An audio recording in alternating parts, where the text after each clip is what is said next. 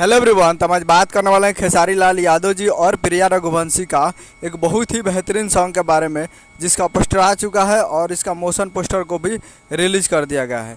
और इस गाने को लिखे हैं अखिलेश कश्यप जी और इसमें म्यूजिक दिए हैं आर्या शर्मा जी और इस गाने को गाए हैं खेसारी लाल यादव जी, जो कि आपको स्क्रीन के ऊपर दिखाई दे रहा है। जिस सॉन्ग का टाइटल रखा गया टिकुलिया जान मारता, जिसका टाइटल है टिकुलिया जान मारता।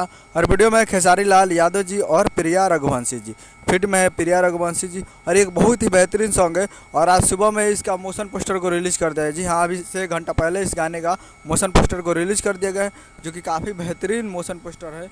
और कुछ क्लिप को दिखाया गया है इसमें मोशन पोस्टर में। तो आप लोग अभी तक मोशन पोस्टर को नहीं देखे हैं तो आप लोग जाइए और मोशन पोस्टर को देखिए और प्यार दीजिए।